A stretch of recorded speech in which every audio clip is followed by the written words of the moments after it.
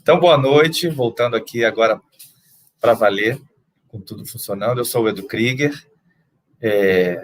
alguns aqui já devem me conhecer, outros talvez estejam chegando agora e ainda não estão muito familiarizados com o que eu tenho feito, mas, de qualquer maneira, a intenção desse papo aqui é trocar ideia sobre o processo criativo, sobre composição. Se alguém aqui tiver alguma pretensão profissional, fique à vontade. Se as pessoas estiverem aqui só por curiosidade também em escutar, também sejam bem-vindos. E essa ação ela é um convite da Secretaria de Cultura de Niterói, que tem por objetivo, nesse tempo de pandemia, home office, né, enfim, e de enclausuramento, de estimular a interatividade, a interação entre quem trabalha com arte e vocês que são o nosso público. Esse vídeo vai ficar gravado aqui, vai ficar salvo, já está aqui salvo. Então, depois, naturalmente, mais pessoas vão assistindo, mas quem estiver aqui agora presente, se quiser perguntar coisas, se quiser, enfim, trocar ideias, fique muito à vontade. A gente está aqui para falar sobre, eu digo a gente porque estou eu e o Fernando Gasparini, que é o meu produtor, e que vai passar para mim as mensagens que vocês estão aqui trocando comigo. Enfim, eu sou compositor e vou falar um pouquinho sobre processo criativo, sobre composição, que é o objetivo desse papo. Enfim, algumas coisas eu anotei para a gente trocar. Primeiro, eu vou falar um pouquinho sobre o que eu tenho feito ao longo dos anos. E, sobretudo, quem quer compor tem que estar preparado para vivenciar algo que foi muito comum na minha trajetória, principalmente no início, que é a rejeição, né? Que é saber receber o não. Porque quando a gente cria uma música, quando a gente faz alguma coisa, a gente tem uma tendência a se auto-enaltecer, né? Eu diria assim, a achar que aquilo ali, principalmente assim que a gente termina de fazer, assim que a gente conclui uma canção. Vou falar especificamente de canções, né? Eu também trabalho como roteirista, mas eu vou falar especificamente de canções. A gente fica muito empolgado e tem uma tendência a achar que aquilo ali é a melhor coisa do mundo. E provavelmente não é, né?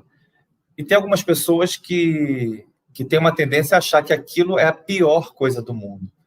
E que também provavelmente não é. Então, essa rejeição ela pode vir por parte de pessoas para quem a gente mostra com muita empolgação, e as pessoas vão receber de uma maneira muitas vezes mais serena, né, até mais blasé, e a gente vai se sentir frustrado, né, porque quando a gente acha que aquilo é o máximo, a gente quer que as pessoas digam, nossa, que coisa genial e tal. Então, uma pessoa que recebe, que ouve uma música que a gente faz e dá um feedback tipo, legal, achei legal, a gente já fica, né, quando a gente já está achando que aquilo é maravilhoso, a gente já tem uma tendência a se frustrar. E essa rejeição pode vir de nós mesmos, né? De a gente, às vezes, ter um trabalho interessante e achar que aquilo é uma porcaria. Acontece muito. E jogar fora e não dar a oportunidade daquilo ser mostrado a ninguém por causa de uma autocrítica muito severa, né? muito exagerada. Então, primeira coisa para quem cria, para quem trabalha com canção ou o que quer que seja, é ter uma generosidade, né, bem dosada em relação a si mesmo e não se auto criticar demais, mas também não se auto-enaltecer demais. Então, esse é um ponto importante para começar a trilhar esse caminho. Eu tenho uma história até particular minha, que quando eu tinha meus 20 anos, né, por volta de uns 20 anos, eu criei assim, uma série de umas 10, 12 músicas e que mostrei para minha família, para pessoas que estavam mais próximas de mim, e todo mundo achou o máximo. Claro, porque um garoto de 20 anos, né, arriscando as suas primeiras composições, é algo, de fato, a ser valorizado, e é uma coisa fofa, e é uma coisa bonita de se vivenciar e tal. Então, minha família toda acolheu com muita empolgação. E, realmente, eu achei que eu estava preparado para alçar voos muito, muito potentes, né? Eu pensei, poxa, eu sou um compositor, então, porque família gostou, os amigos mais próximos adoraram essa primeira safra de músicas, né? Então eu sou um compositor que tenho condições de ocupar um lugar e tal. E aí, nessa época, o único contato que eu tinha com alguém que trabalhava nesse mercado era uma querida pessoa chamada Cláudia Mug, que ela era, na época, do escritório que produzia Marisa Monte. Assim, perfeito, eu vou mostrar isso para a Cláudia Mug, ela vai ouvir, ela vai amar, ela vai dizer, você é um gênio, vai mostrar para a Marisa Monte vai querer gravar todas e vai fazer um tributo a mim. E eu vou estourar. Procurei a Cláudia Mug, marquei um papo com ela foi super gentil, foi me encontrar, nós fomos tomar um café juntos, e aí entreguei para ela uma fita cassete que eu fiz com essas músicas, e ela recebeu e tal, e falou, beleza, eu vou escutar e a gente vai se falando. Dali a algum tempo, não lembro quantas semanas ou meses, ela me retornou falando, Edu, tô querendo conversar contigo. Na hora eu já pensei, bom, a Marisa Monte ouviu, né? A Cláudia Mug mostrou para a Marisa, ela ouviu, Marisa ouviu, vai querer gravar tudo mesmo, deu certo, era aquilo que eu imaginava, que a minha família falava, tá ótimo. Então, já fui para um novo encontro com a Cláudia, esperando, né, que ela tivesse mostrado para a Marisa e viesse com esse retorno. E quando a gente começou a conversar, ela me disse o seguinte, eu tinha 20 anos, né, era um jovem aspirante a compositor, e a Cláudia Mug me falou, olha, em primeiro lugar, parabéns, você tem muito potencial, eu acho que você tem um talento para isso, mas eu não vou mostrar para a Marisa agora, porque eu acho que você ainda está muito cru em alguns aspectos. A Marisa, ela é uma cantora que ela se relaciona com letristas muito experientes, o Arnaldo Antunes, enfim, ela gosta muito da palavra. Então, o que você faz tem potencial, mas ainda está muito sem veneno. Está muito ainda... Veneno, quando a gente fala veneno, nesse jargão, é algo que atinge o ouvinte, que a gente não sabe direito o que é, aquele borogodó, sabe? Aquela sensação que quem ouve tem, e que é algo muito especial. Então, ela falou, ainda está muito pueril, está muito inocente, né? Então, eu acho que você precisa exercitar mais. E eu, na hora, obviamente, me frustrei um pouco, porque a Marisa Monte sequer ouviu as músicas, mas eu recebi bem aquela avaliação dela, e a Cláudia Mug me falou uma coisa muito interessante. Ela falou, eu tenho certeza que no momento certo, quando você estiver pronto, você vai naturalmente encontrar a Marisa Monte, conhecer a Marisa Monte, e ela vai gostar do que você faz, mas esse momento não é agora. Muitas pessoas, né, que são assim mais inseguras ou carentes de aprovação, teriam ali reagido mal, né, em relação a esse feedback e dito a ela, você não entende nada, você não está à altura da minha arte, você vai ver que eu vou brilhar e tal, que isso é uma coisa que acontece muito, né, por uma questão que tem a ver muito mais com o ego, né, do que com o trabalho em si. Mas eu acolhi bem, felizmente, entendi e pensei na mesma hora, eu vou procurar entender o que ela está me dizendo, eu vou procurar entender que veneno é esse que está faltando, que borogodó é esse que está faltando no que eu faço, e vou começar a buscar. A partir daí, eu comecei a buscar, de fato, naquela época não existia ainda não existia internet, não tinha internet, estou falando de 1994, tudo era muito, a pesquisa era muito ainda difícil, né? E eu vi que não existia material sobre composição, sobre criação, era difícil, não tinha uma literatura sobre isso.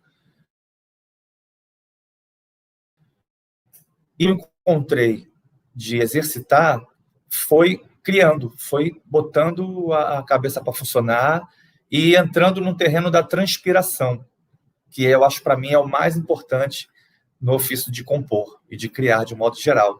Então, quando eu tinha 20 anos, por aí, eu não ia dormir, eu passei um ano sem dormir se eu não fizesse uma canção. Todo dia, de domingo a domingo. Quando dava assim por volta de 10h30, 11 horas, eu pegava o violão, botava do lado, pegava a caneta, o papel e começava a fazer uma música. Não importa se eu tinha assunto, se eu não tinha assunto. E isso me deu uma prática, né? E me fez entender que a composição da canção, a criação da canção, assim como qualquer ofício, né, do advogado, do engenheiro ou do médico, requer prática. Então, a gente chega num primeiro lugar, uma primeira conclusão, né, desse papo, que é: não achem que criar, que compor é algo que vai cair no teu colo ou que vai depender de uma inspiração e de você estar, de repente, do nada recebendo algum insight, alguma ideia vinda do cosmos, né? Ou vinda do... Enfim, tem gente que recebe, eu mesmo já recebi esses lampejos, né? Mas eu só recebi a partir do momento em que eu mantive o meu canal receptivo aberto, né? O meu canal criativo aberto, e essas ideias vêm. Só que para abrir esse canal criativo é preciso praticar muito, treinar muito e começar a se conectar com uma percepção, com uma capacidade de observação e de organização criativa para que você ajude essa intuição. Então, intuitivo todos nós somos, né? Tem muita gente que gosta de falar assim, é porque eu sou muito intuitivo, então eu não gosto muito de estudar isso, ou de ficar praticando muito, porque eu não quero que atrapalhe minha intuição, porque eu sou uma pessoa intuitiva, porque eu sou um artista intuitivo. Isso, para mim, sempre teve muito mais a ver com a preguiça que a pessoa tem de botar a mão na massa, né, do que com o fato de ela, de fato, do que com o fato de ela ser intuitiva realmente, porque todo mundo é intuitivo, todos nós somos intuitivos, alguns mais, outros menos, mas todos nós somos intuitivos. Então, quem quiser usar a desculpa de que é intuitivo para não praticar, para não estudar, para ficar sentado, né, esperando a iluminação, não vai conseguir viver disso. E aí eu falo especificamente para quem quer viver disso, né, que é algo muito diferente de você compor às vezes, de você criar às vezes, de você fazer isso por hobby, de vez em quando você pega e escreve e tal. Então, para quem quer viver disso, o exercício diário é o melhor caminho, e buscar sempre estar escrevendo, estar praticando, estar criando, para que você possa ter suas cartas na manga, começar a criar os seus caminhos, os seus atalhos. Fernando vai me interromper quando ele quiser aqui para falar a respeito, para dizer o que vocês querem trocar. Se vocês quiserem falar alguma coisa sobre isso, fiquem à vontade também. Agora, enfim, falando sobre esse preparo, sobre esse exercício, sobre essa prática, né? Uma das coisas muito importantes que a gente tem que vivenciar até antes de se tornar um profissional é escutar, né? Então, não existe nenhum compositor que se tornou compositor sem gostar de música, né? Sem passar o dia ouvindo música. Então, eu passava o dia inteiro escutando música. Eu chegava da escola, eu ia ligar o rádio, ia escutar música, ia botar disco, ia botar vinil, ia botar CD, ia escutar. E é importante, a partir do momento em que a gente vai escutando, que a gente comece também a pesquisar de uma maneira que pode ser bem leve, informal, não como uma pesquisa acadêmica, mas quem são essas pessoas, né? Quem é que está na ficha técnica dos trabalhos? Então, assim, o compositor, ele tem que saber quem está criando aquilo que você ouve. Então, ler a ficha técnica, procurar conhecer e, sobretudo, procurar conhecer qual é aquele gênero musical, né? Se você está escutando, de repente, se você vai para Pernambuco, de repente você conhece lá um movimento de maracatu, que é uma música regional, e você gosta daquela batida, e você gosta daquela manifestação musical, procurar saber o que é o maracatu, desde quando ele existe. Então, assim, as diferenças, né? Eu não vou me aprofundar aqui em assuntos muito técnicos ou muito específicos, mas saber o que é o maracatu de baque virado, o que é o maracatu rural, quais são as diferenças de batidas. É interessante saber que o maracatu da Coroa Imperial, por exemplo, que é um dos mais conhecidos, é de 1934, ou seja, década de 30 já existia maracatu. Então, a partir do momento que a gente sabe isso, a gente entende uma linha do tempo e sabe que o maracatu veio antes, né, de uma série de movimentos musicais e que podem ter a ver com a origem desses novos movimentos musicais. Então, a música brasileira, especificamente, ela é muito rica, né? Ela é muito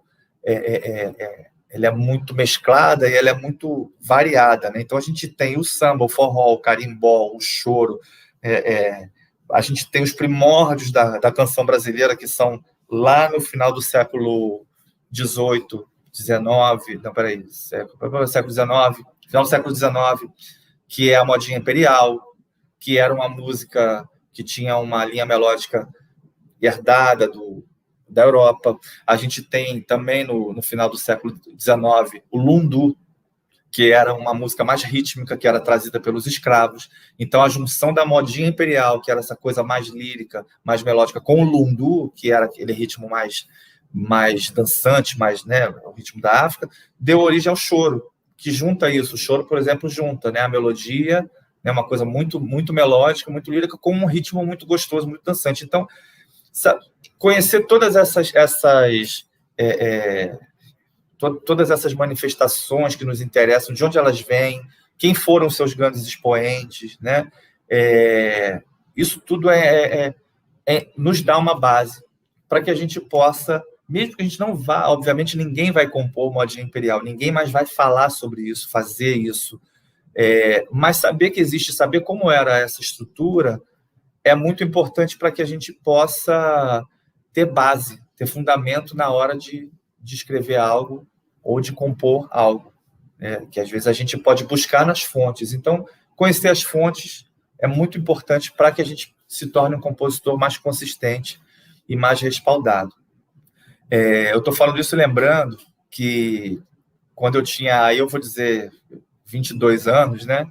Um pouquinho depois desse episódio que eu relatei aqui, quando eu tinha 22 anos, eu fui escrever, fazer a trilha sonora para um espetáculo infantil, uma peça infantil da Marisa Nogueira, chamada Um Sorriso de Ouro, que se passava no Brasil Colônia.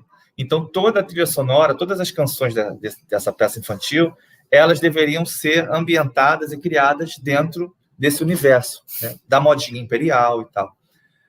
E aí eu escutei um pouquinho da modinha imperial e comecei a compor, comecei a escrever.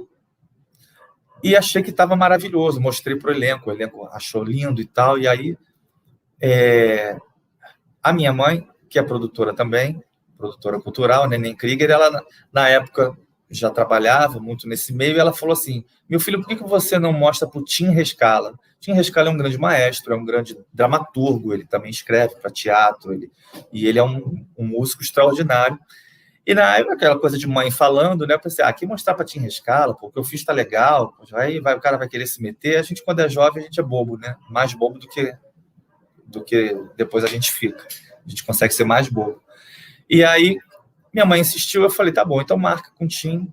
Fui lá, levei para o Tim Rescala as músicas, e ele escutou, depois também marcou um papo, eu fui lá no estúdio dele conversar, e ele falou uma coisa muito parecida com o que a Cláudia Murray tinha dito, né, sobre as minhas canções. Ele falou assim, olha, tá legal, mas eu acho que carece um pouco de pesquisa. Ou seja, você está trabalhando sobre um universo específico de música, que é a modinha imperial, as coisas do Brasil Colônia. Dá para ver que você escutou, mas você escutou um pouquinho. Se você escutar mais, você vai conseguir mais consistência no teu resultado. Então, o Tim foi o primeiro cara, Tim Rescala foi o primeiro cara que me falou sobre a importância do aprofundamento da pesquisa. E eu fiquei muito, muito interessado, né, no que ele disse, e fui buscar realmente esse material. Fui nas bibliotecas, né, fui nos arquivos de música que a gente tem disponíveis por aí. Na época não existia a internet para pesquisar, e comecei a escutar, e realmente me abriu um universo, né, melódico, possibilidades para que eu realizasse aquele trabalho com mais êxito. E, de fato, ficou realmente muito, muito melhor. Depois mostrei de novo para o Tim Rescala, ele falou, agora eu percebo que você pesquisou, porque a modinha imperial, ela tem nuances, né, que a gente chama de apogiaturas, né, que a melodia ela não atinge direto a nota, ela passa a nota para chegar, né? Então, isso é uma característica. e eu não estava usando. Então, quando eu comecei a estudar mais sobre a modinha imperial, eu comecei a entender essas nuances melódicas e a utilizar no meu trabalho. E aí, realmente, a trilha sonora do espetáculo infantil foi muito bem realizada.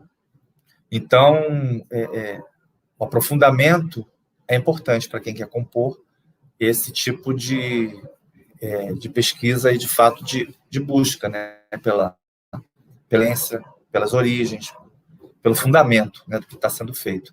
E aí eu até corto para dizer o seguinte, muita gente que eu escuto, muitos trabalhos que eu ouço, né, eu recebo muito material de muita gente, querendo opinião, ou enfim, querendo uma oportunidade e tal.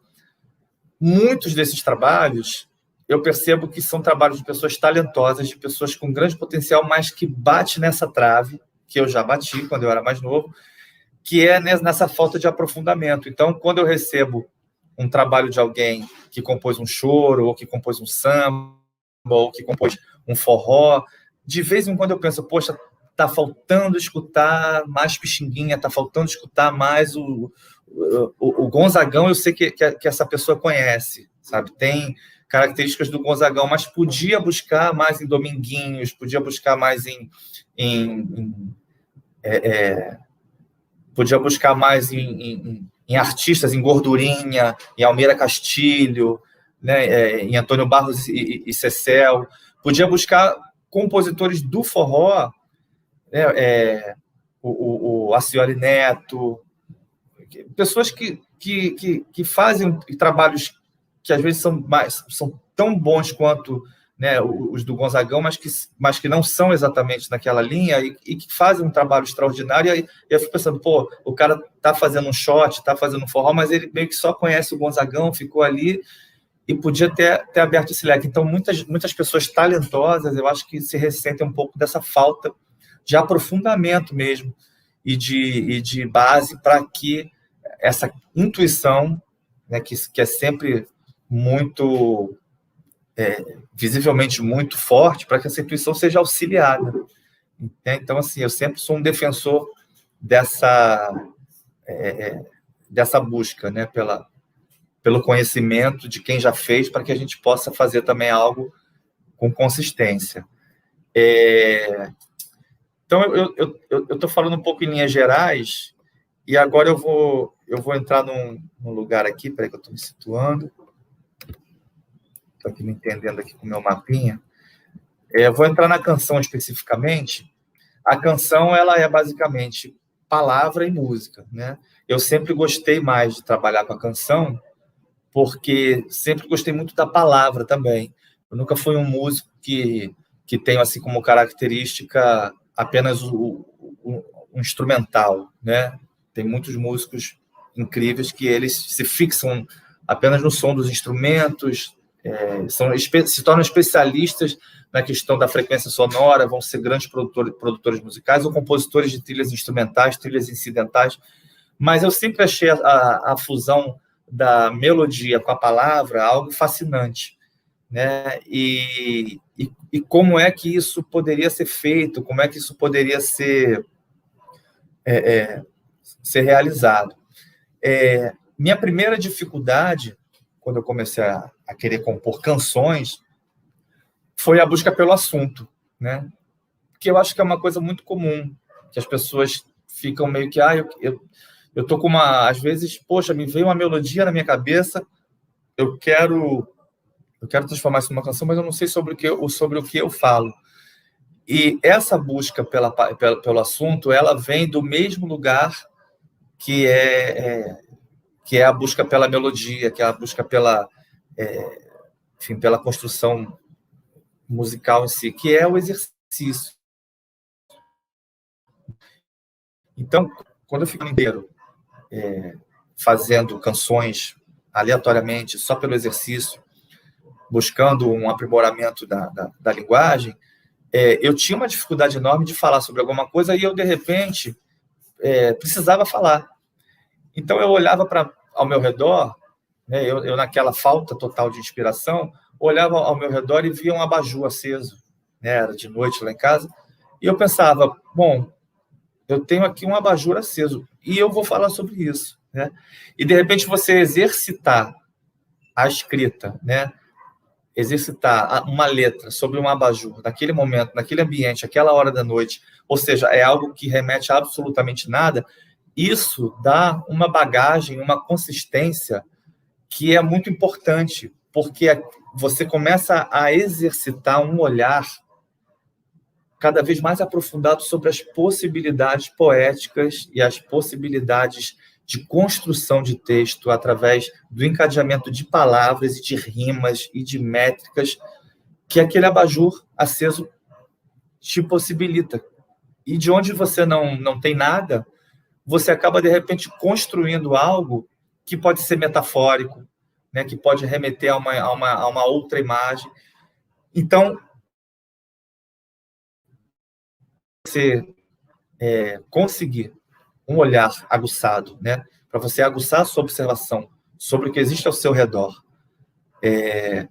que não é algo fácil, você tem que primeiro começar a tentar falar, tentar escrever sobre coisas que estão ali óbvias para você. Aquele banco na sala, aquela TV ligada, o que está passando na TV, o que você está sentindo no momento. Buscar dentro de você também. Como é que está meu estado de espírito? Por que eu estou assim? Né? Eu estou meio melancólico, ou eu estou muito eufórico, porque foi sobre algo que aconteceu.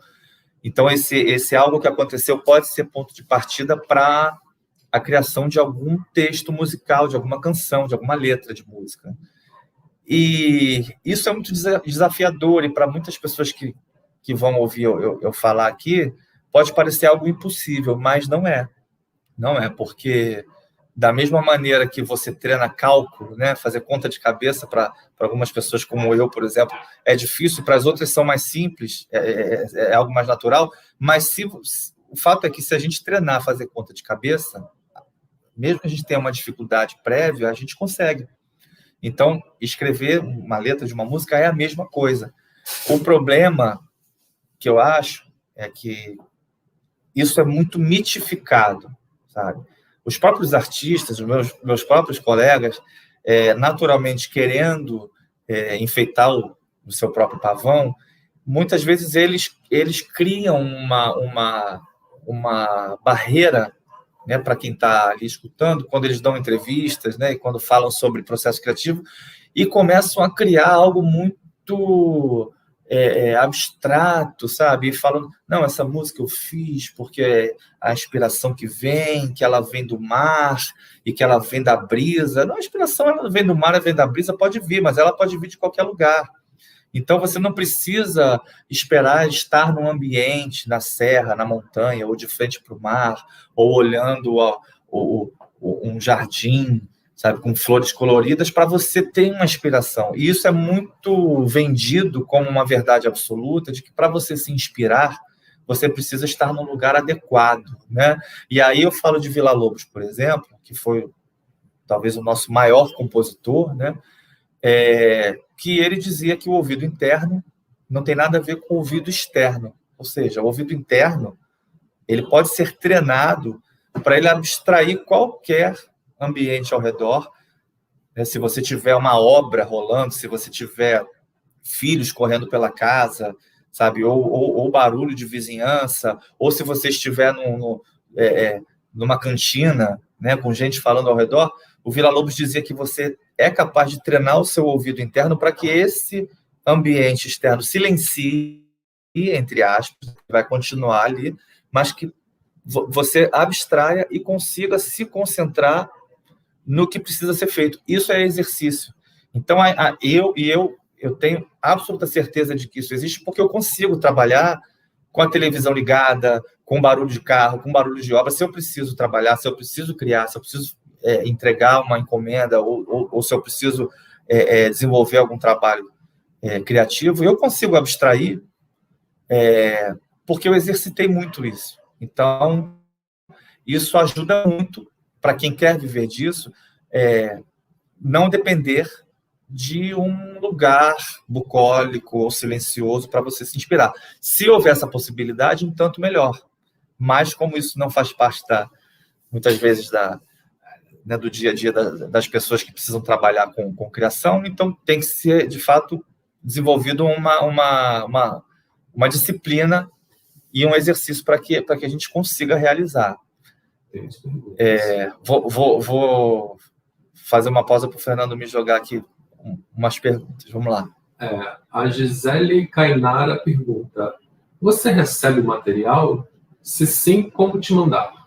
Gisele, eu recebo sim pelo edukriegermedias@gmail.com, que é o e-mail que a gente usa para essa troca. Então, quem tiver material, enfim, com o objetivo que for, seja querer uma opinião, enfim, querer encaminhar para alguma... enfim, algum projeto, algo que esteja ao meu alcance, pode mandar para o edukriegermedias@gmail.com. E o Lucas de pergunta sobre parcerias em composições. Como funciona? Porque, às vezes, a pessoa só tem afinidade pela letra e outra só pela música instrumental, ou, às vezes, vem as duas coisas dentro de uma pessoa, mas ela não consegue terminar sozinha. Então, por favor, comente um pouco sobre isso. Ótimo, Lucas. Parceria, enfim, desde que a música é música, ela sempre existiu e ela é muito importante. Por quê? Primeiro, que se a gente começa a se acostumar a fazer sozinho, eu, durante muitos anos, só criava sozinho. Eu não buscava parceiros, porque eu gosto de fazer letra e gosto de fazer música, e na maioria das vezes, enquanto eu estava fazendo a melodia, palavras já vinham sendo sugeridas na minha cabeça. E da mesma maneira, quando eu começava a escrever uma letra, ter uma ideia, a melodia ela já vinha a reboque. Então, letra e música, para mim, foram dois elementos que sempre caminharam muito juntos e provavelmente muito em função do que eu exercitei, né, do que eu falei aqui anteriormente, desse exercício que eu fiz, né, de buscar o aprimoramento e tal, e uma prática no fazer da canção. Mas, de fato, tem pessoas que têm mais aptidão para escrever letra e outras para fazer melodias.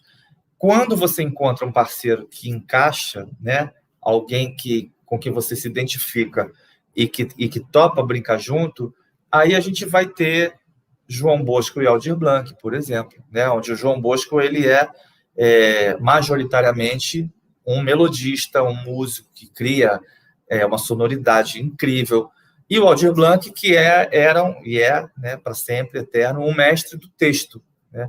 Então, quando você junta um mestre da palavra, como o Aldir Blanc, com um mestre do som, que é o João Bosco, você tem um casamento perfeito. E a gente tem muitos exemplos na história, não só no Brasil, como no mundo inteiro, de parcerias muito bem-sucedidas. Então, assim, eu acho que o mais importante é você não forçar a barra, né? É você ser verdadeiro com a tua essência, né? Se for a parte musical que seja, não é vergonha nenhuma não conseguir fazer uma letra de música, e também não é vergonha nenhuma não conseguir musicar uma letra. Então, eu acho que se você tem mais aptidão, que se busque um parceiro.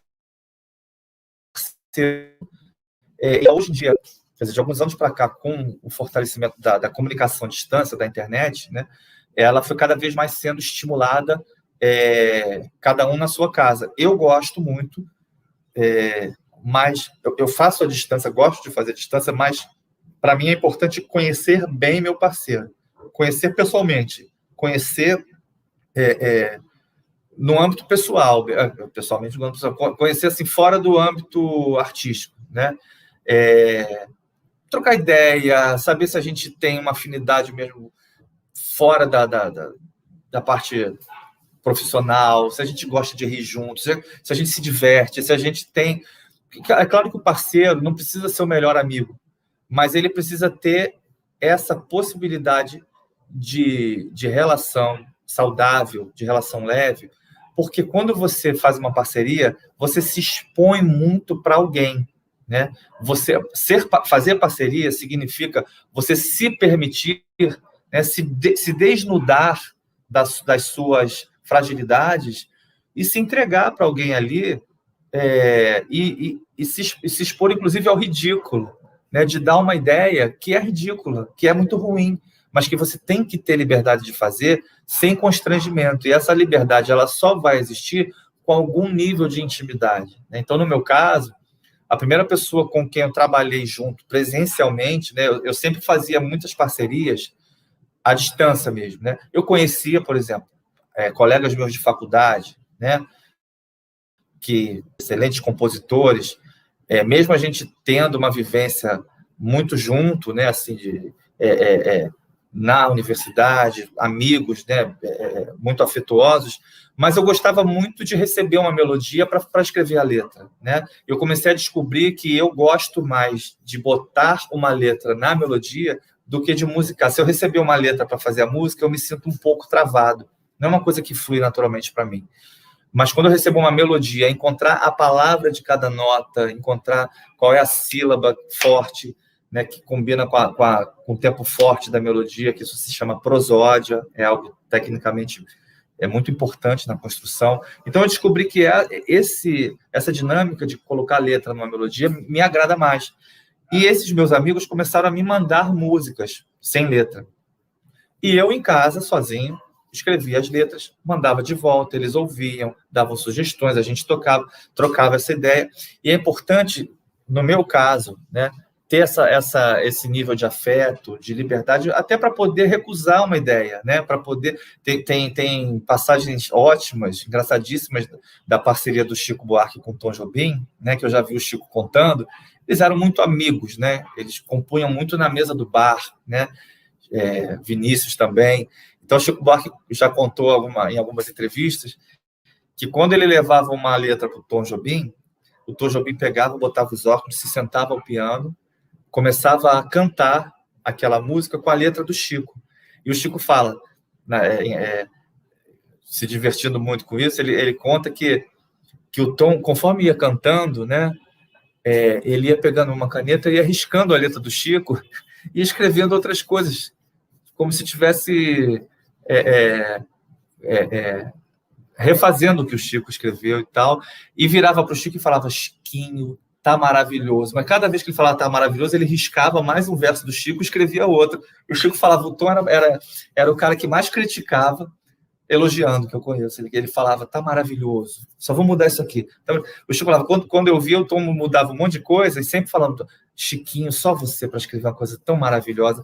Então, o parceiro tem que ter essa liberdade de riscar o que o outro trouxe, sem que isso crie melindres, né? Porque é muito comum, quando a gente escreve, ou quando a gente cria uma melodia, que a gente acha que isso é em caráter definitivo. Não, beleza, eu vou mostrar para o meu parceiro, né, musical, e ele vai ter que gostar, porque eu passei um tempo aqui, porque esse é o resultado que eu quero, e não é assim que as coisas funcionam. Essa via, ela é de mão dupla, e ela muitas vezes tem um vai e vem, tem muitos vai e vens, né? Então, ter essa abertura para que você possa se expor, né, e ser criticado, né, receber isso de uma maneira legal. Então, acho que o mais importante da parceria é que haja essa liberdade. E, a partir daí, quem faz a letra, quem faz a música, se você começa, né, como o Lucas falou aqui, você começa a fazer e não sabe terminar, não é nem que não sabe, às vezes, não está conseguindo. Né? O João Cavalcante, super compositor também, grande amigo meu, uma vez ele fez um samba que se chama Ponto de Vista, né, que é um samba nosso, que ele trouxe uma primeira parte pronta, todinha pronta, e ele falou, Krieger, não estou conseguindo andar com isso. Eu peguei, aí ele até brincou, ele falou, vamos reviver os tempos, né, de quando os parceiros no samba, tinha isso muito na década de 40, né, um fazia a primeira parte inteira, letra e música, e o outro fazia a segunda inteira, letra e música, e assinavam juntos. O João falou, vamos reviver os tempos, né, do samba clássico e tal, vamos fazer assim. Eu falei, ótimo, eu nunca tinha feito dessa maneira. Peguei a primeira parte do João e trabalhei e criei a segunda, devolvi, e a gente compôs Ponto de Vista, que é uma música que circula bastante por aí, bem conhecida. Fizemos dessa maneira, né? Os dois trabalharam letra e música, cada um numa parte. Então, não tem fórmula, não tem receita. A única coisa que eu acho importante é que haja essa liberdade na relação entre os parceiros para que não haja barreiras, melindres e que nada fique truncado.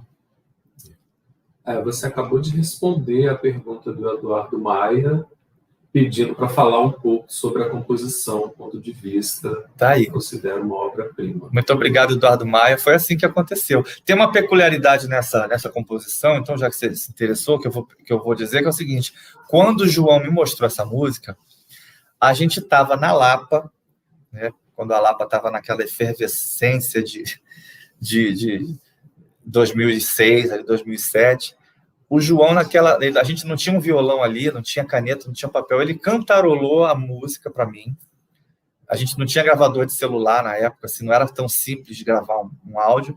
Ele cantarolou enquanto a gente tomava uma cerveja ou outra. Eu decorei o que ele cantou. Cheguei em casa, cheio de cerveja na cabeça, anotei o que eu lembrava e a partir daí desenvolvi a segunda parte. Quando a gente, nessa época, a gente jogava bola junto toda semana, né? Tinha um futebol de músicos ali no Horto, né? Aqui no Rio de Janeiro, perto do Jardim Botânico, ali num clube. E aí um dia eu cheguei pro João com a segunda parte e o João ficou impressionado. Ele falou: mas como que você fez se a gente não anotou, a gente não gravou? Eu falei: João, eu decorei, vou te mostrar, vê se era isso. E aí eu cantarolei o que eu lembrava e a gente fez uns ajustes ali depois do futebol e a música nasceu assim. Então, vê como é importante essa informalidade, né? E esse nível de relação, de amizade, como isso beneficia o resultado final, né? E tanto eu quanto o João, nós não tivemos receio em mudar uma coisinha que o outro trouxe, ajustar e tal, porque parceria é isso. Parceria tem que ter essa abertura e tem que ter essa possibilidade. E o Jefferson pergunta, falando de grandes compositores, como você vê as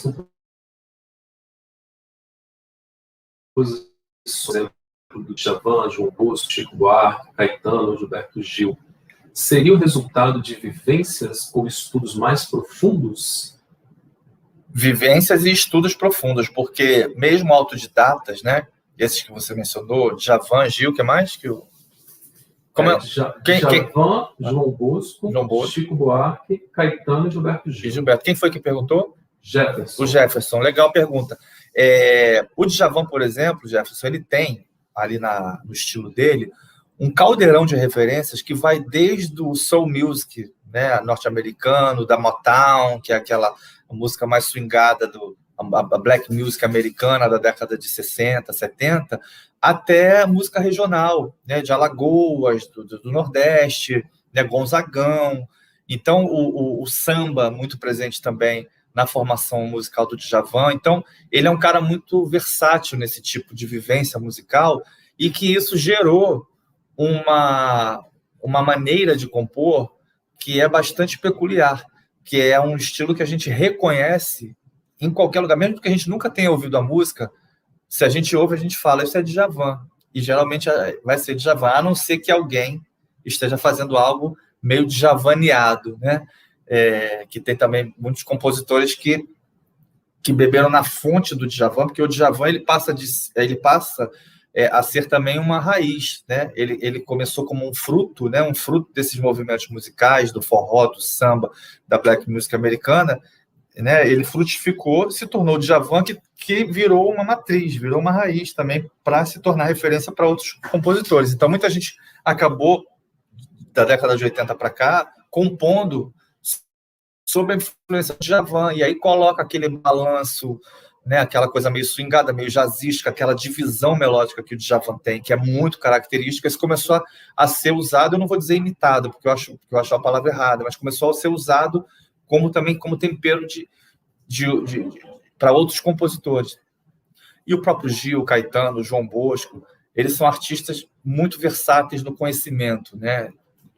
Sempre ouviram de tudo, sempre tiveram muito interesse por vários tipos de música, e são artistas que utilizam isso nas obras de uma maneira muito, muito rica, né?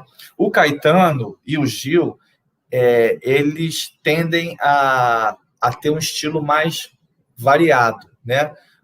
O Caetano, tanto ele compõe um rock and roll, quanto um samba, quanto uma música, uma balada romântica, né, quanto uma música mais vanguardista, mais experimental. Ele vai em vários lugares sempre com muita propriedade e com muita qualidade, né? O Gil também, o Gil já compôs Aquele Abraço, que é um samba, né? Um samba com elementos tradicionais do samba, e ao mesmo tempo ele fez um disco inteiro, que é o Realce, que é um disco com acento e uma pegada pop, com a guitarra e com elementos da cultura norte-americana, né? Do pop norte-americano, fundindo com elementos da música brasileira. Então, são artistas que não se preocupam e não se prendem tanto a um estilo. Mas o João Bosco tem uma pegada muito... uma identidade muito marcada. O Djavan tem uma identidade muito marcada. Então, isso também é uma coisa legal de se falar, que se você achar, né, que deve seguir um caminho com uma identidade, sabe? Se quiser buscar essa identidade, essa característica, né, onde você seja reconhecido em qualquer lugar, a qualquer momento, né? Você ouve uma música do Chico Buarque, por exemplo, você reconhece que é do Chico, mesmo você nunca ter ouvido. Então, isso é uma possibilidade, mas você não vai trabalhar em qualquer projeto, né? Você só vai ser convidado para projetos e para trabalhos que queiram o teu estilo. E aí você se torna um músico que vai precisar que o mercado se adapte, né? Que os trabalhos se adaptem ao que você faz, para que você crie sob encomenda, ou enfim. Ao passo que, se você for um compositor que não se prenda tanto a isso, né, no caso, eu optei por isso. Né, se eu precisar compor um forró, se eu precisar compor um samba de raiz, se eu precisar compor um heavy metal, eu brinquei agora fazendo um vídeo, algumas pessoas aqui devem ter visto, um vídeo de humor, pegando uma cena do BBB 21, né, de um dos participantes lá, que é o Gil, e que ele deu assim, um surto, e ele gritava muito, ele fazia um som muito gutural, né, que a gente chama, vinha muito da garganta, aquele som que me remeteu a um cantor de death metal, de thrash metal, né, que é uma variação mais pesada ainda do que o heavy metal. E quando eu vi aquilo, eu pensei, cara, isso pode ser transformado numa piada musical, né? Então criei ali uma base com uma guitarra muito distorcida, com um baixo distorcido, fiz uma programação de bateria dentro do estilo, né, do death metal, do thrash metal, e isso viralizou, se tornou assim correu a rede toda, né? Se tornou uma sensação da internet. E isso foi possível porque eu gosto de brincar com vários tipos de música. Eu me sinto à vontade fazendo uma base de death metal, de thrash metal, tanto quanto compondo um forró de raiz, ou tanto quanto fazendo uma música que seja, enfim, que tenha outras origens. Eu gosto disso. Isso me permitiu trabalhar muito, né? Conhecer muitas pessoas dentro do mercado, porque me trouxe uma amplitude de relações e de projetos onde eu conseguia me adaptar às características, né, daquele trabalho. Por exemplo, compor com a Ana Carolina, né, que eu mencionei aqui, que é uma parceira que a gente se encontrava para escrever junto, não era à distância. Para eu trabalhar com a Ana, eu precisava entender o universo da Ana, me colocar nesse universo e tentar extrair de mim o que existia de verdadeiro nisso, para que eu pudesse servir, né, através do meu trabalho, servir a carreira da Ana Carolina. É diferente de quando eu faço uma coisa para um CD meu, né, ou para algo que eu quero lançar, onde eu posso me expor musicalmente de um jeito mais livre. Então, sempre que eu vou fazer uma parceria, aí volta para aquela questão da parceria também, sempre quando eu vou fazer uma parceria, eu procuro conhecer as características musicais do parceiro para poder me adaptar e chegar no melhor resultado. E a Ana Maria pergunta: sinto muita dificuldade de voltar ao que crio. Faço letras e melodias e depois ficam lá no gravador. Forçar esse retorno é também um exercício, né? Exatamente, Ana Maria, né? Isso. Forçar esse retorno é importantíssimo, porque cada vez que você abandona, entre aspas, né, se afasta de algo que você criou, você respira, você renova o seu olhar e a sua percepção sobre aquilo. Então, às vezes, você está fazendo e é muito natural que exista um cansaço, que a gente chega numa fadiga mesmo. Não é normal começar a escrever uma música e ter prazer, apenas realizar isso de uma maneira prazerosa. Não é normal. Vou dizer até que é praticamente impossível. O ato por isso que essa pergunta foi tão legal. O ato da criação musical, ela te leva a um esgotamento mesmo, porque você chega uma hora que você não está aguentando mais, já está achando aquilo tudo horrível, sabe? Não está encontrando o caminho. Então, é muito importante, ao se afastar disso, primeiro é importante se afastar mesmo. Cara, eu vou deixar isso adormecido aqui. Está gravadinho, aqui tem um esboço, deixa lá. Mas é muito importante voltar, porque quando a gente volta renovado, né? A nossa percepção volta arejada, né? Tem um arejamento. E esse arejamento ele vai te conduzir a lugares que naquele momento que você estava ali já estafado, fadigado, você não ia conseguir ir. Então, tem que arejar, mas tem que voltar. É muito importante voltar. As pessoas que simplesmente abandonam porque não conseguiram falar, vou começar outra ideia, essas eu acho que elas não exercitam, como você bem disse, elas não exercitam do jeito certo. Tem que voltar e tem que encarar esse sofrimento, porque a palavra é sofrimento mesmo. Tem que encarar esse sofrimento que é, muitas vezes, passar pela dificuldade criativa. Porque depois que rola, depois que consegue, o prazer é muito maior do que o sofrimento que a gente vivenciou. O prazer da realização, de ver que deu certo, é infinitamente maior. Então, volta lá, revisita sempre o teu material, porque como exercício é muito importante e como processo criativo é muito importante. E o Gustavo diz, você faz uso de instrumentos virtuais em suas criações? Nesses processos de montagem da música, como você se organiza? Quais as etapas? E que programas você costuma usar nesse processo de mixagem e criação? Então, Gustavo, Logic, que é o programa de gravação e de edição, que eu sei mexer legal e tal. E no Logic, a gente tem ali algumas possibilidades já de bateria, de percussão, de instrumentos e de sonoridade. Então, os instrumentos virtuais, eles são importantes, mas eu acho que eles não podem vir em primeiro lugar. Sabe? Tem gente, quer dizer, não pode. Para mim, não, né? Claro que pode, cada um utiliza o processo que quiser. Tem muita gente que compõe muito bem partindo dos instrumentos virtuais ou até do violão mesmo, ou do piano e tal, mas partindo, às vezes, da parte rítmica, da base rítmica, né?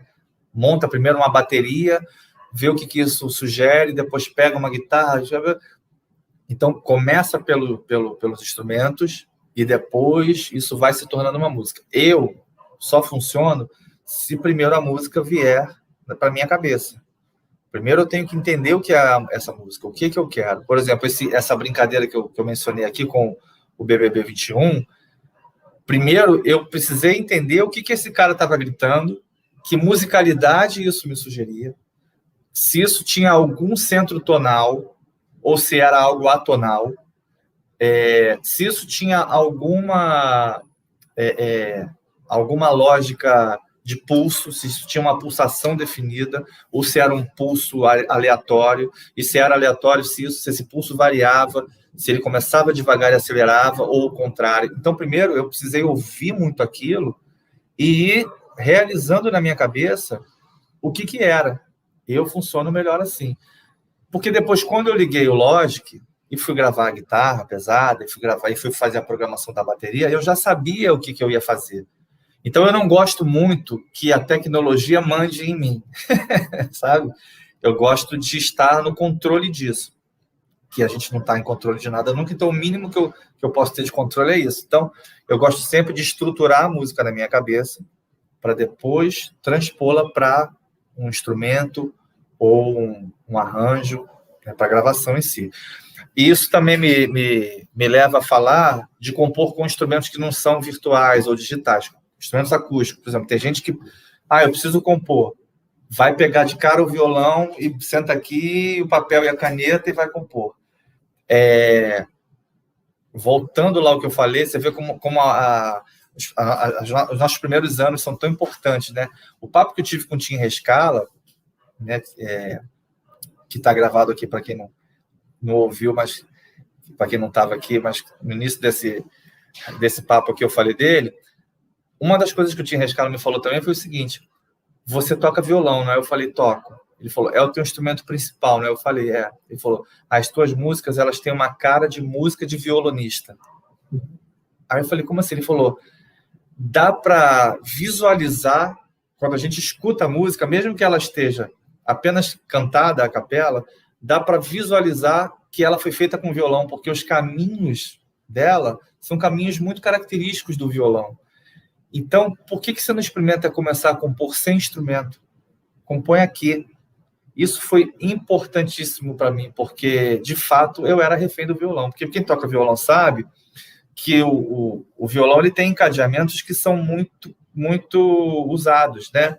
O sol maior vai para o dó maior, que vai para o lá menor, que vai para o mi menor, que vai para o ré maior, que vai para o fá. Isso já sugere, quando você quer compor uma música, se você pega o violão, parece que o teu dedo já vai sozinho, né? Se você tem alguma prática no instrumento, o seu dedo ele já tem uma memória digital, uma memória física, que parece que um acorde já meio que puxa o outro. E se você se deixar levar, a tua música, a tua criação, ela vai seguir essa mecânica física, porque o dedo ele não está criando nada, o dedo ele está apenas obedecendo uma memória física. E você vai deixar que a sua criação seja influenciada. Então, eu comecei a exercitar a criação sem o violão, porque aí a música ia nascendo realmente da minha ideia, da minha vontade de construir do jeito que eu achava melhor. E, por último, eu pegava o violão para harmonizar, né? Para construir harmonicamente, para ajustar.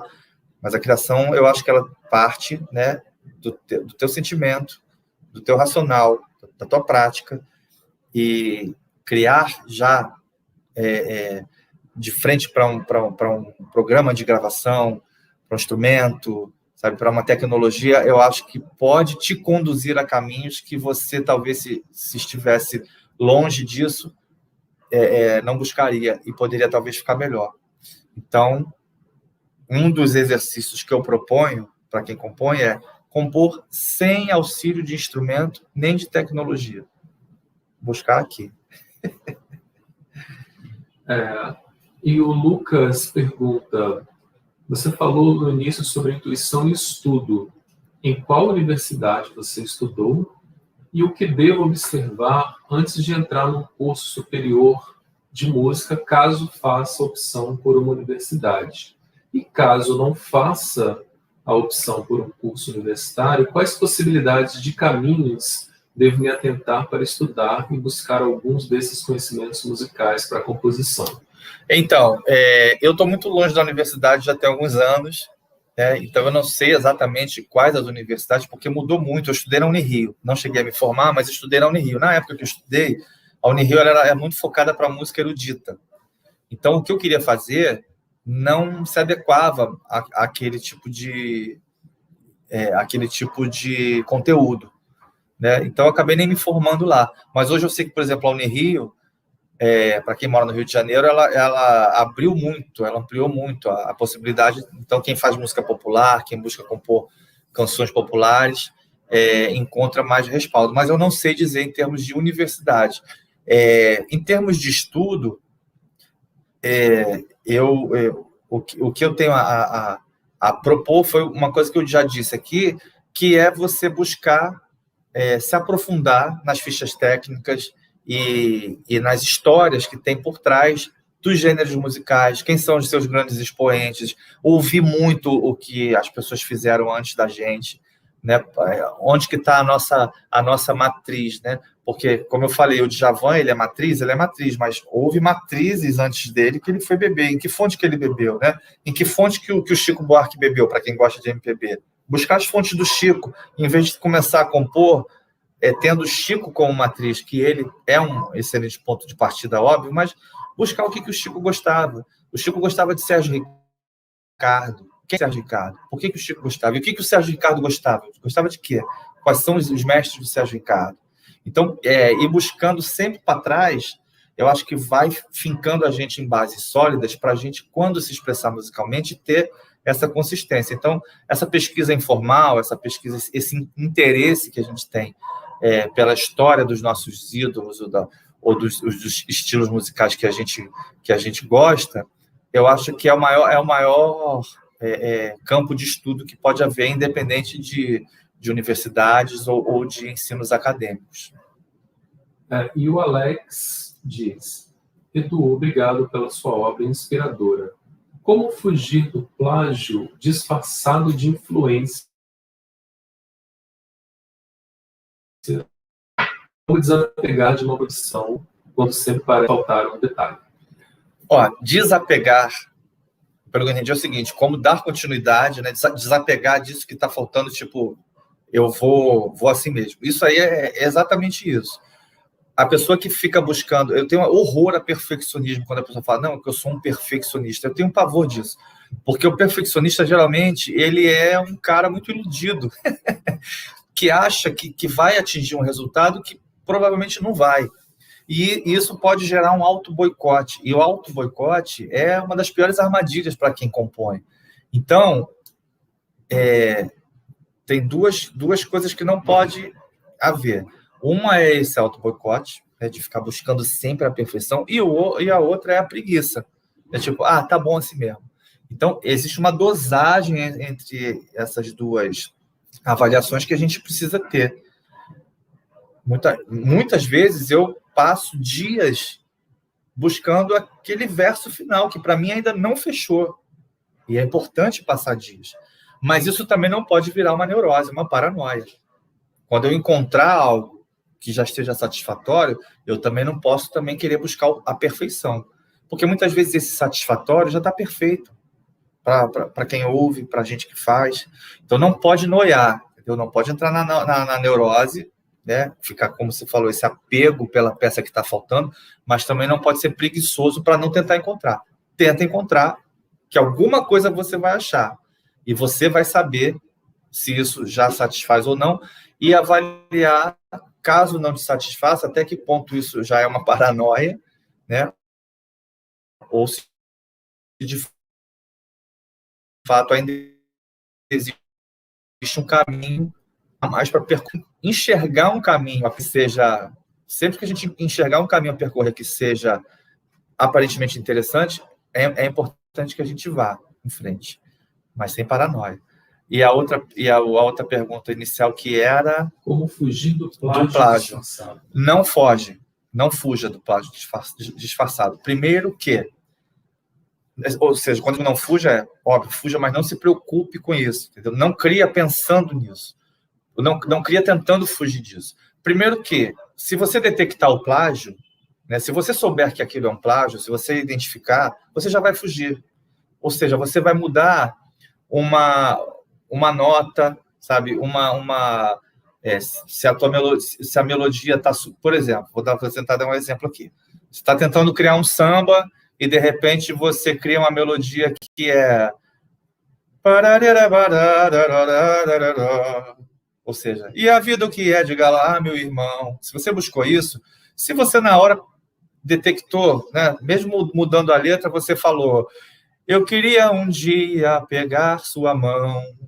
Aí, pela sonoridade do ão, é normal que às vezes você vá inconscientemente por uma coisa que tinha ão ali. E a vida o que é, diga lá, meu irmão. Aí você fez, eu queria um dia pegar sua mão. Você fala, pô, se o teu inconsciente jogar pro teu racional, isso é Gonzaguinha, você vai na hora transformar, eu queria um dia pegar sua mão, em eu queria um dia pegar sua mão, já mudei. Eu queria um dia pegar sua mão, já saiu. Você começou no mesmo caminho, depois você mudou. Eu queria um dia pegar sua mão, eu queria um dia pegar, joga para baixo sua mão. Pronto. Ninguém mais vai dizer que você plagiou Gonzaguinha, nem você mesmo vai dizer. Então, você pode arrumar um pouquinho, entendeu? E sabendo que se você detectar que é plágio, você vai fugir naturalmente. Ninguém vai ficar apegado ali, isso aqui tá igual o Gonzaguinha, mas eu gosto assim e eu vou manter assim. Não vai fazer isso. Entendeu? Por um instinto até de autopreservação, você vai fugir. Então, não se preocupa. Tem gente, eu entendo a pergunta porque tem gente que compõe, que cria uma melodia e pensa, ai meu Deus, será que isso já existe? Ai meu Deus do céu, eu acho que eu estou plagiando. E você vai se bloqueando. Aí, tipo, desencana daquilo, cria uma outra parte para a música e fala, nossa, mas isso não pode, não é possível que eu fiz uma coisa legal assim. Não, isso já deve existir. Não, isso já deve... Não vai por aí. Destrava, porque se existir, você vai saber. Você pode ter certeza que o seu HD de referências, de conteúdo, vai detectar para você o plágio e você vai... Já aconteceu comigo? Milhares de vezes. Milhares de vezes. Fiz a música, estava pronta, achei, quando eu fui gravar ela, assim, tipo, registrar ali para cantar, depois eu ouvindo, cara, isso aqui é igual o negócio que o Milton Nascimento fez, mas qual é a música mesmo e tal? Aí busca, geralmente vem, aí você dá aquela corrigida. Super normal, porque na arte nada se cria, tudo se transforma, serve essa regra. Nunca tenha a pretensão de estar partindo do zero e criando nada de novo 100%. Sempre vai ter alguma similaridade com alguma coisa, e você sempre vai poder dar aquele driblezinho e transformar isso em algo que seja diferente do que você tem como referência. Conta aquele sonho que você tinha de Maria do Socorro, que você ouvia Maria do Socorro tocando e você ficava, meu Deus, essa música... Não era Maria do Socorro, não. Eu vou lembrar disso. Fernando Gasparini levantou um mote bom aqui, que é a questão da inspiração que vem através de sonho, essas inspirações que vêm através, enfim, ou em momentos que a gente não está esperando. E eu vou até deixar isso em aberto. Não sei se tem mais alguma pergunta. Não, esse sonho era você lembrar, você ouvia a música tocando e a música era idêntica a Maria do Socorro. Eu já sonhei que eu estava plagiando, já sonhei que a gente fica tão preocupado, é isso. Eu já sonhei que eu estava escutando uma música de algum artista, que eu não lembro quem era, enfim, e eu falava, meu Deus, essa música é igual a que eu fiz, é igual a Maria do Socorro. Caramba, então, mas quem é que está plagiando? Sou eu ou ele? Meu Deus, será que eu fiz igual? O plágio, ele é um pesadelo constante na nossa vida, mas a gente não tem que se apegar a ele, a gente tem que fazer a nossa parte e deixar que essas coisinhas se ajustem mesmo. E eu vou encerrar, eu não sei se o Fernando tem mais alguma não, uma questão, não, eu vou encerrar aqui, vou agradecer, obviamente, todo mundo que participou, que está aqui conversando comigo, e vou dizer que sexta-feira que vem, no mesmo horário, eu vou fazer a segunda parte desse papo sobre isso. É legal que a gente não está indo para aspectos muito técnicos, muito acadêmicos, e o objetivo é esse mesmo, é falar sobre criação musical de uma maneira bem leve e bem... uma linguagem que possa ser compreendida, mesmo por quem não compõe, enfim, porque a criação musical ela é fascinante mesmo, mas me interessa essa troca aqui. Se a gente precisar se aprofundar mais tecnicamente em algum assunto, também a gente se aprofunda, mas, de qualquer maneira, estão todos convidados para sexta-feira que vem voltarem aqui no meu canal e participarem desse bate-papo sobre criação, a convite da Secretaria de Cultura de Niterói, a quem já agradeço desde já e conto com vocês. Sexta que vem... Que dia é sexta que vem? Dia do mês? Sexta-feira que vem... É dia 5, talvez? Dia 5 de março. 5 de março. Então, sexta-feira, dia 5, estarei de volta aqui no canal para a gente dar continuidade a esse papo. Então, chama a galera, venham, que vai ser um prazer recebê-los e revê-los, tá bom? Beijo.